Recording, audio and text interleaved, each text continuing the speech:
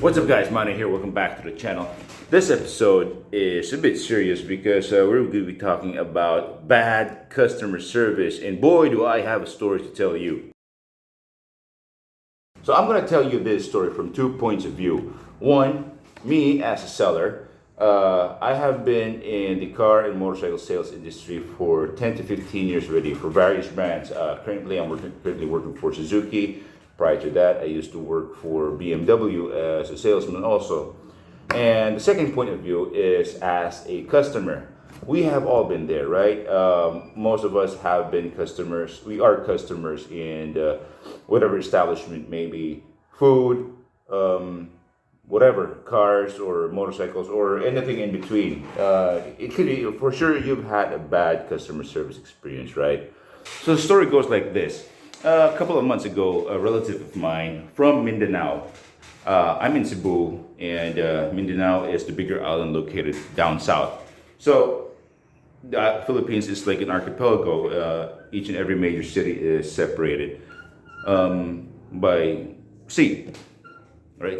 Anyway, so yeah, my uncle asked me to find a motorcycle that he has been looking at getting for a really long time, and finally he has decided to get one, and he asked me to look for one for him. All right, so we were looking around, I was checking out all the dealers here in Cebu. I even called dealers in Manila. I even called dealers there in Mindanao because the guy he's a busy guy, he's super busy, he's involved with a lot of things. So I lent my time to him in searching for the bike that he wants. So after some searching, calls and stuff like that, I found one, and it just so happens that it's here in Cebu City. All right, this is no ordinary bike. This bike is worth 2 million pesos. That's a lot of money. You can do a lot with that amount of money, but instead of buying a car or probably building a house or starting a business, he chose to buy a motorcycle. Now, this is the king of the hill. This is like, peak dad motorcycle. This is like the ultimate touring machine. All motorcyclists know about this bike. And chances are, if you have been in the motorcycle scene, you have encountered one or heard of it already. But I'm not going to mention the model and the brand as well to protect myself and my client, my uncle, from online shit and stuff like that.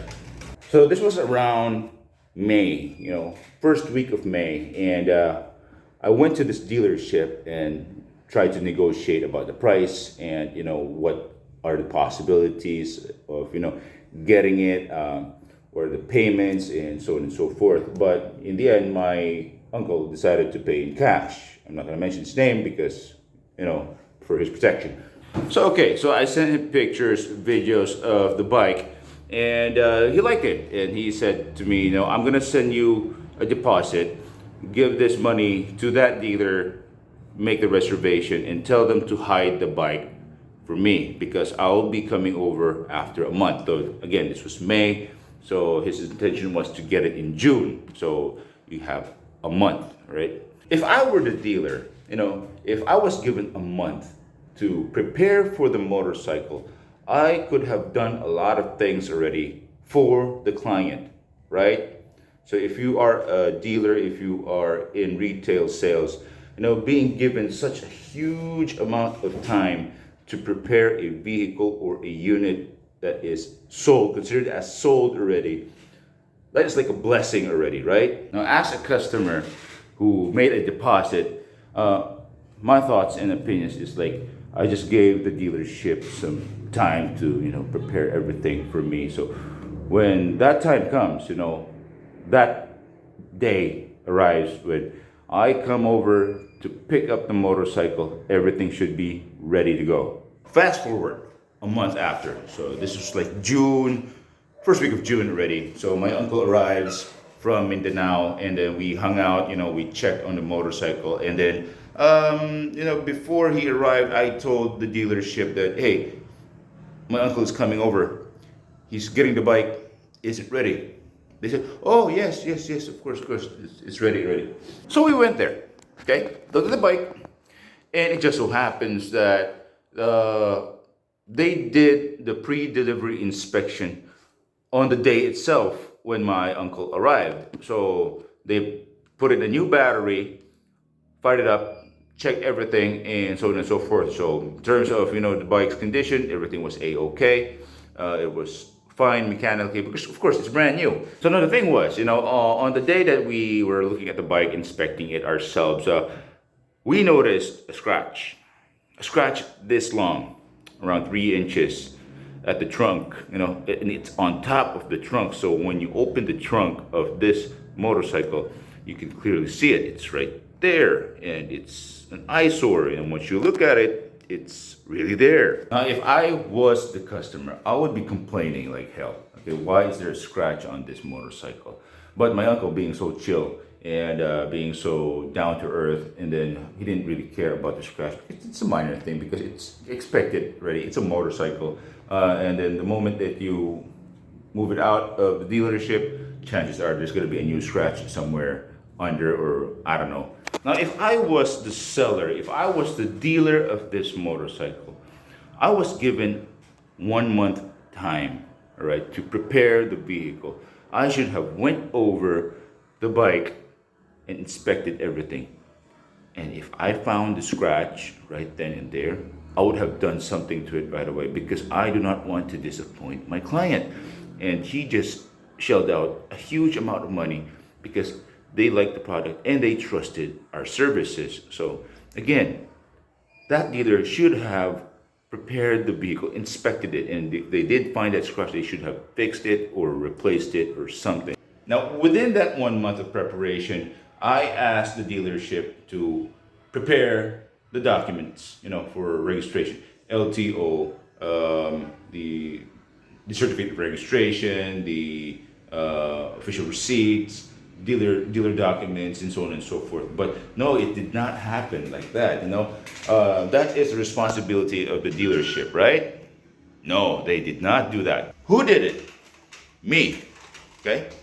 Me being such a good person, being so helpful, I volunteered because, according to them, they have a problem with the local DMV or LTO. And if they're going to register the vehicle during that time, they will have to register it in somewhere in another region, like Region 6, because this is Region 7. And with Region 7, they have conflicts, so they did not want to deal with it.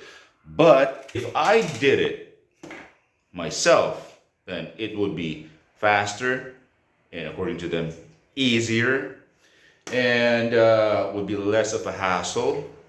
And so, yeah, okay, fine. I totally understand what you're going through. Your dealership has conflicts with the local LTO. So on my side, I wanted to make the registration quick. I want to get the registration right now because in a month's time, my uncle will be arriving here, and I do not want him to be experiencing problems with regards to registration when he travels to Mindanao, because Mindanao is a totally different world already. All right, so I worked on the documentations for registration, and it took me approximately 2 to 3 weeks, and it was a pain in the ass. So I got the bike registered.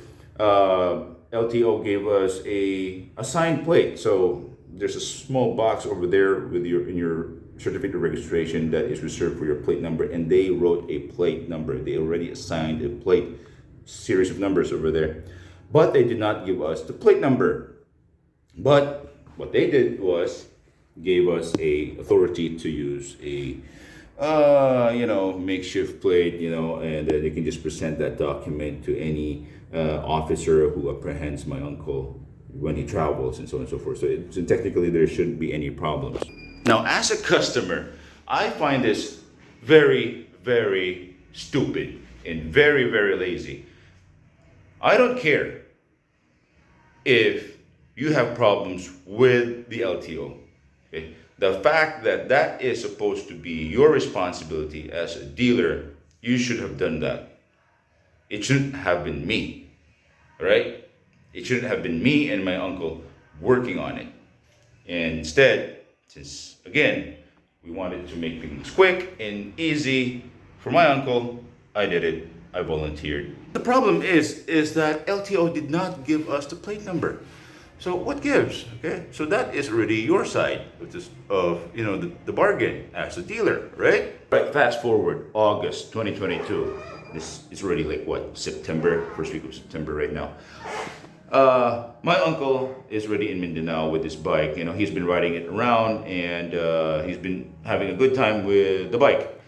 And he has already made, he's basically sold the bike to the local riding community over there, and they have expressed interest in getting it. Now, here's the thing. Something happened to the bike. The battery drained. Okay? And it wouldn't charge. So, of course, what's wrong? Battery. So, my uncle tried to charge it, and it wouldn't accept any current or whatsoever. So we called the dealership. What did they say? Oh, we don't, the battery is not covered by warranty. Oh, holy shit, what? It's been like what? When was this? June? They installed the battery in June. And July, August, basically 2 months.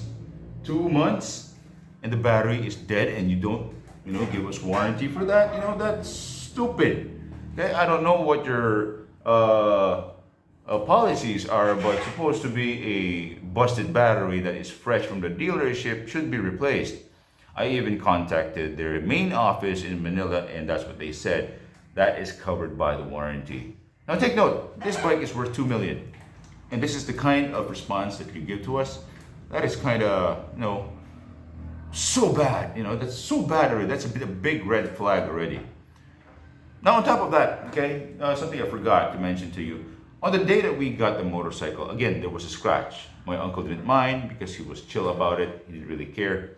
But there were some missing parts, like clips for the windshield. And that is a major part, tiny clips, but it's holding on the windshield. And that's really, really, really bad. On that day, we called them. Do you have an extra clip? They said no. What are you gonna do about this? Oh, we can't do anything about that. So we ended up buying from another dealership clips, because it just so happens that the other dealership has a broken down motorcycle exactly like that, and it was for repairs anyway. So we bought some of those clips. And moving forward, so dead battery. My uncle decided to buy a brand new battery. He ordered from a certified dealer of that brand from Manila. Air freight. So it was like 1 day shipping. It was really quick. Charge the battery, put it in the motorcycle. Still nothing. All right, nothing. The bike did not turn on. New battery installed, and the bike wouldn't start. What the hell? All right. So he called the dealership. Asked him, what do we do? Okay, is this a broken motorcycle? Because if this is a broken motorcycle, I'm gonna return this and I'm gonna demand a refund.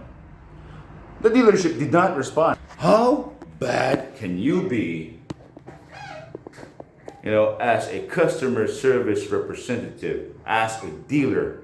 You're not even gonna, accept or, listen or do something about the customer's problem with his. I'm not saying concern already, because this is beyond a concern. This is already a problem.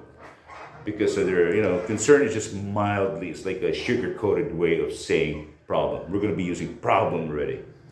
The bike wouldn't start. The dealer did not give us a solution. They did not give us tips on what to do. Now, earlier today, I got a call from my uncle, and he said that he managed to fix the bike on his own with the help of YouTube. It just so happens that there are things that you need to do with the bike, if you install a new battery. So he managed to fix it, and everything was a-okay. So in short, no problem, right? End of story. Now, what does this tell us about this dealership? Okay, bad customer service. They did not give us, assurance. They did not, do their job. They did not help us out actually, and they just treated us like some ordinary person who has no capacity to make a deal. No, again, this is not my bike. This is my uncle's bike. But me, as his representative and as the person who facilitated the deal, I feel very disappointed with that dealership, and I feel very sorry for my uncle because of the things that he has experienced. And I do not want any of my clients to experience that. I've been again in the sales industry, car sales industry for 10 to 15 years, and I make sure that my customers are happy even after the sale. If you have a problem with something that you purchased from me, give me a call. I'll help you out. I'll do my best to make ends to make you happy, about your purchase. Me also, from the customer side, or point of view, I feel very disappointed. You are selling a premium product. We expect premium service, okay? Not just for this bike, but we expect you to do the same thing for the person who bought the cheapest motorcycle in your showroom. But anyway, that's the end of the story. We managed to fix it on our own. We settled things, but again, totally bad experience. It could have ended in a really bad way with my uncle returning the motorcycle, asking for a refund, or worse, filing a case against this dealership, because apparently this dealer is notorious for a lot of things also. So, they basically dodged the bullet. So if you were in our shoes, what would you have done? What would you do if you were, in this situation? Feel free to comment below. Tell us your thoughts and opinions about this. I would really like to hear about your experience or whatever thoughts about that situation. Anyway, I hope you like this. I'm really sweaty right now. It's really hot in the Revolt Cycles store. As you can see there, the helmets, the gear, and so on and so forth. There's the van, and there is a meticulously restored Yamaha GT50, which is really cool, by the way. And anyway, as always, see you next time. Bye.